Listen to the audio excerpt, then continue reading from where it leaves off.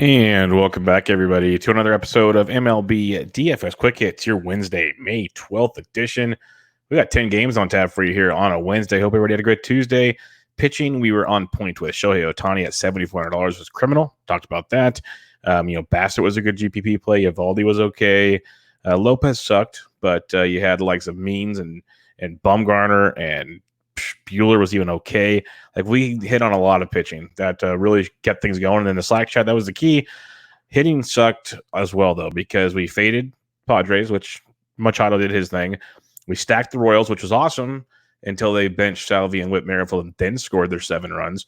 Toronto tried to do it for us, just a little bit, not enough, but too late. It was just one of those nights you needed some White Sox. We weren't there. And it was a fun game, fun night of baseball. But DFS-wise, some of those nights, they come short. I've seen some great people talk about it lately. If you're playing GPPs in baseball DFS, especially with the variance involved, you're hoping to hit like once or twice decent scores, like a month, maybe, if you're lucky. Like, you're just trying to tread water until the big one in GPPs. It's crazy because you got to look at the rake and, how many people get paid. Most events, it's anywhere from 20 to 25% of the pool get paid. That's 75 to 80% not making any money. So it's a grind, and nights like tonight will happen, but we keep grinding on at it, and we have a fun 10-game slate. If you have any questions, hit me up on Twitter at BDentric or join the free Fantasy Degen Slack chat. You can check out my written content at RotoBaller.com. Got the values article Monday, Wednesday, Friday. It's premium. If you'd like some premium package, get you season-long and DFS. It's super cheap, super affordable. Use promo code Bubba to get you even bigger discount there. So it's good stuff there as well. And also, if you want to watch the podcast on YouTube, it's on the RotoBaller YouTube channel. With all that being said, though, let's get into this 10-game slate. We got a few totals for you. Not all of them, and there's some interesting pitching situations, but Philly at the Nationals, 8.5. Blue Jays, Braves, 8. Cardinals, Brewers, 7. Angels, Astros, 8.5. Twins, White Sox, 8. Mariners, Dodgers, 8 as well. So those are your totals. Weather-wise, we have about 10% chance of rain in Atlanta. That's about it, so we should be good to go, to say the least. So that's always good as well. Pitching on this slate, it starts up top with the one, the only, Garrett Cole at 10-5 at the Tampa Bay Rays.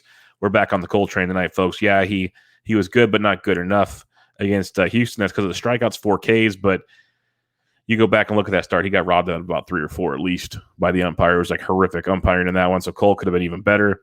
He's been outstanding, 2 runs or less in every single start this season. He's gone 6 or more innings in every start but the first start this season. He has 8 or more strikeouts in every game except the last game of the season. He had the ground balls are there. He's just been absolutely outstanding. Pitch count's fine. He's got definite 25-plus point upside in this matchup versus Tampa Bay, a team that on paper is striking out 25% of the time versus right-handed pitching with a 148 ISO and a 100 WRC+. plus. We love lefties versus Tampa more than righties, but their offense as a whole, you can definitely target, especially with a guy as talented as Garrett Cole. So 10-5. It might be too cheap tonight, especially on this slate. You got Brandon Woodruff at 98, a little bit cheaper, $700 cheaper than Garrett Cole. And Woodruff's been outstanding as well. He's gone 6 innings or more in every start but the first one this season.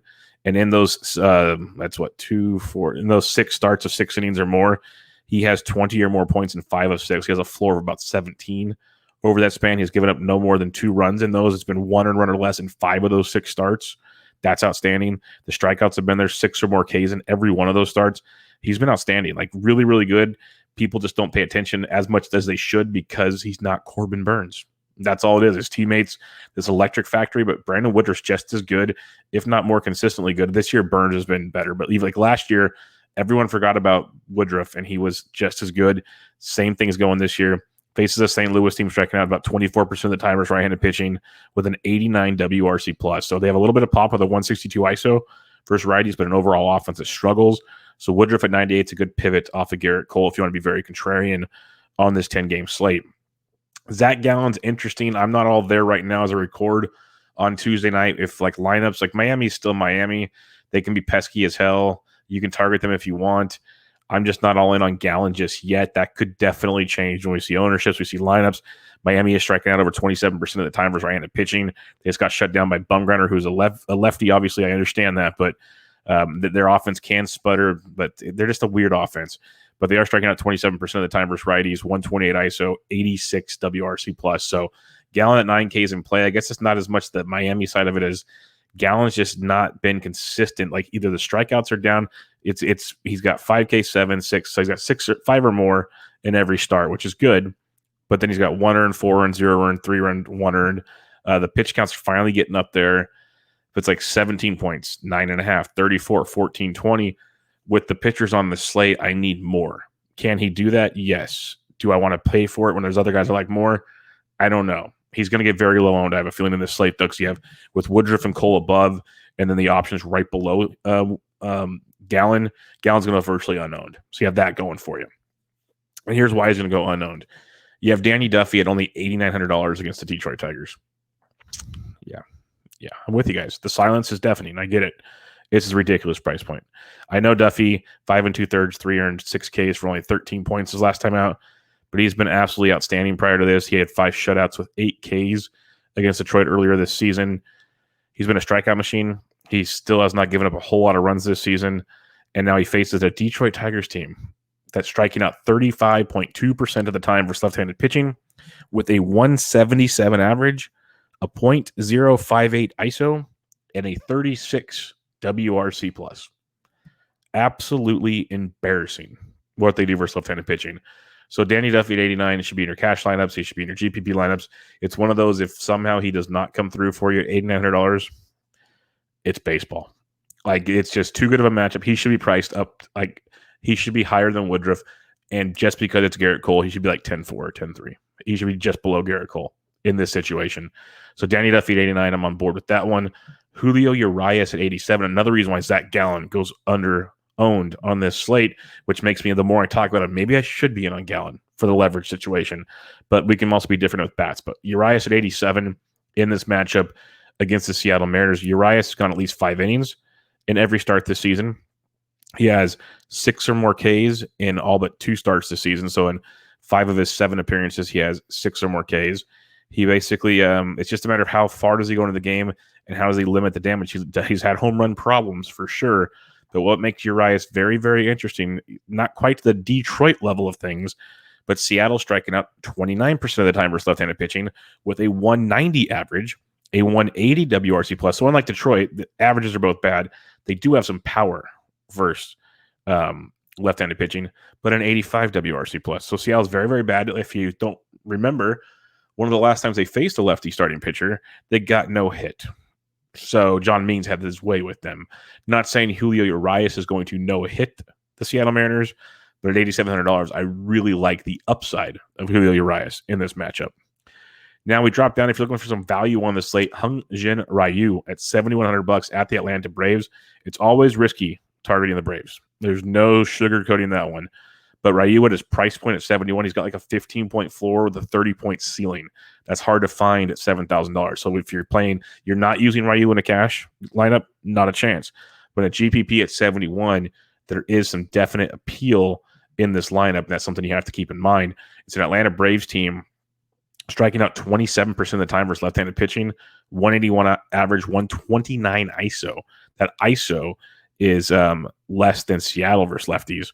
And they have a 55 WRC plus, less than Seattle, about 20 points higher than Detroit. Atlanta has been putrid versus lefties. You have Acuna, you have Ortiz, Albie should be better. They have a great offense. Riley, they're just not hitting lefties at all. It is very, very bad. So Ryu becomes a very intriguing GPP play in this matchup against Atlanta. The other ones here, you have John Gant. I'm going to pass, but that's one to keep an eye on because Milwaukee has a massive strikeout situation there. But Max Fried in that same matchup with Ryu, I love Toronto's bats tonight. But if you want $6,100 Max Fried, spend some time on the IL, returned on the 5th against Washington, 5 innings, 4 hits, 1 run, which is a solo shot, 1 walk, and 6 Ks, so at 22 points at $6,300 at Washington. Now you get a Toronto team that I love. They strike out 23% of the time versus lefties, but 245 average, 169 ISO, 103 WRC plus. So they hit for a decent average, okay power, basically an average offense versus lefties. They're not world beaters, surprisingly, with Vladito and Bichette and Gurriel and Grichuk and Teoscar, and now you have Danny Jansen. You just keep going. The list goes on and on and on. So many options there. But Fried at 61, we've seen Fried stifle offenses in the past. If you want to punt, you can go there for sure. So recapping your pitch, you got Cole up top at 10-5. no doubter. You got Woodruff at 98, like him quite a bit. Duffy at 89, I'm locking in. It might be like Cole Duffy for me if I can have my way. Urias at 87, Ryu at 71, Max Fried at 61. All very, very much in play tonight. So it depends on if you want to take some risks with the Ryu Fried side of it, or you want to just pay up, feel a little more comfortable with your lifestyle. All righty, let's get to the bats on this 10-game slate. Catcher's position on this one. You got Real Muto left Tuesday night's action to get hit on the knee with a ball, so he'll probably sit, I'd imagine, so keep an eye on that. But you could save some cash. Grandal switch hitting versus Happ. Grandal went deep on Tuesday's $4,800. Chicago's very, very much a play versus J.A. Happ.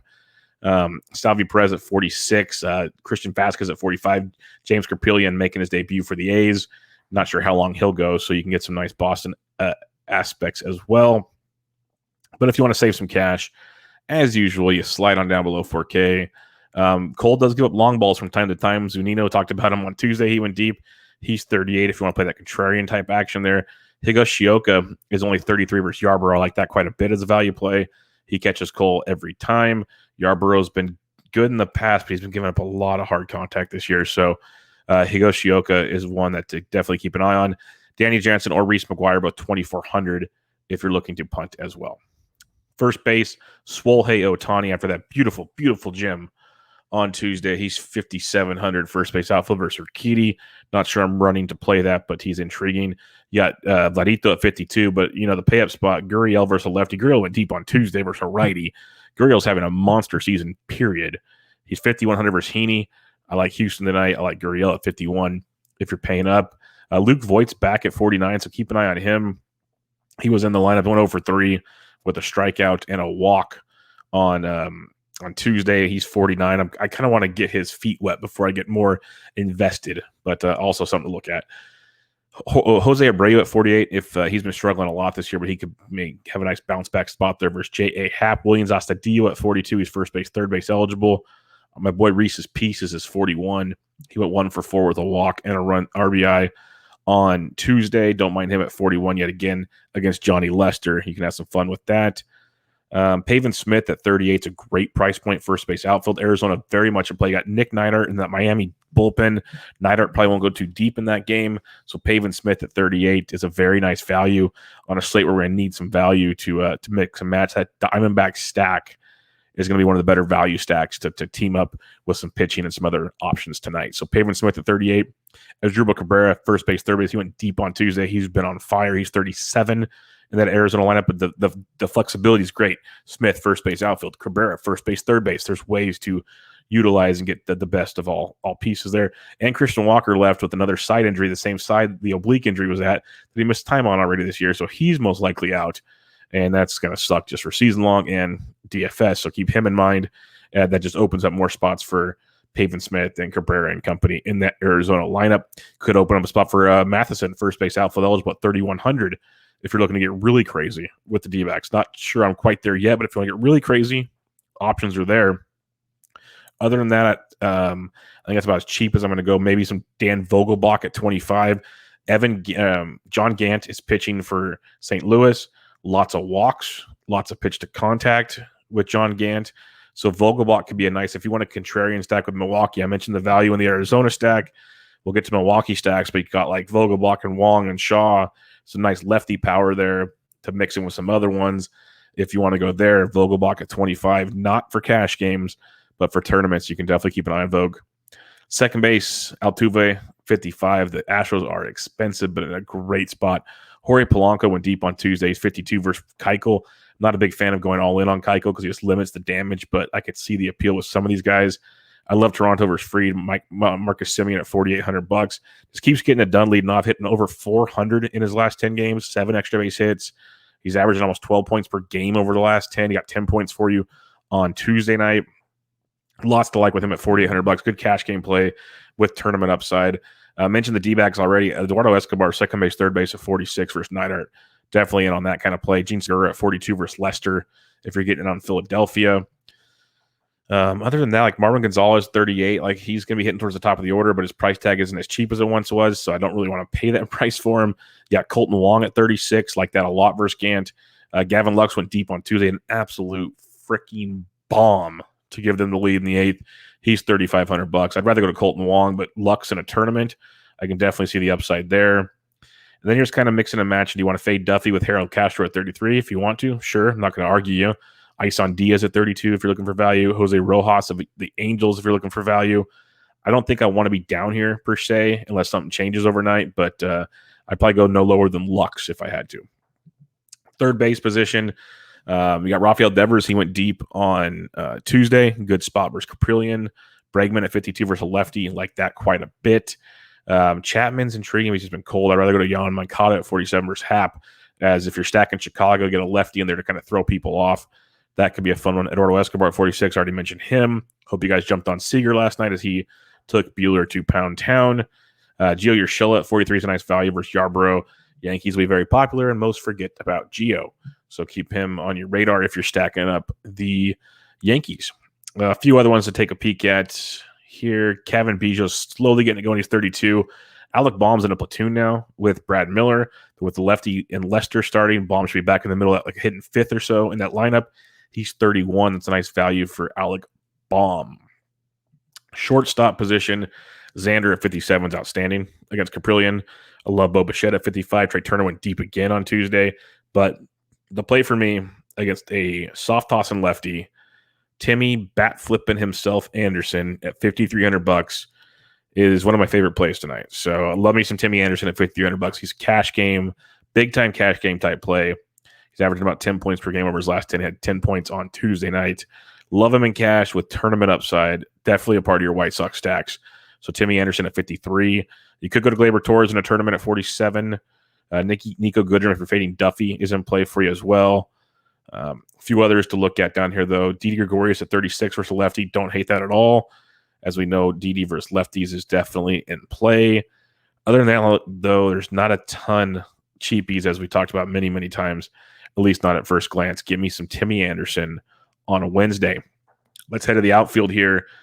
Lots of options, of course. You got Acuna who had a bomb on Tuesday. He's 58. Mentioned Ohtani already. JD in Boston's very much in play versus Caprillion and the bullpen. Stanton's always worth a look versus the lefty. Nelly Cruz versus the lefty. So you can mix and match here. Harper went deep. Soto's a great play at 52. It's 5K and above. You have great options here. Mix them up in your stacks. Soto and Harper are great cash game plays. You can make arguments for so many of them. But the value is always in the outfield. You got Peralta from Arizona, only 47. Nice little savings compared to some of the guys up top. Judge went deep on Tuesday. He's 46. So you can give him a look if you'd like. Josh Rojas of Arizona, he's outfield shortstop at 43. If you're stacking Arizona, another cheapie at $4,300. He had a run scoring double, swinging it well. Grichuk versus the lefty Fried's only 42. Verdugo at 41 versus Caprillion's a great cash game type play. McCutcheon's been heating up. He's only 4K versus Lester. So this is why, McCutcheon's almost averaging 11 points per game over his last 10. He's got 4 home runs over his last 10, hitting .333 over his last 10. Remember when people were worried he's hitting like $160? It's baseball, folks. It's a six-month season.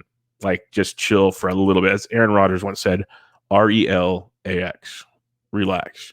And that's the beauty of DFS, is we don't care about what he did in April. We don't care what he did 3 days ago. Like, it's the beauty of it. But Kutch at 4K against Lester is very, very much alive.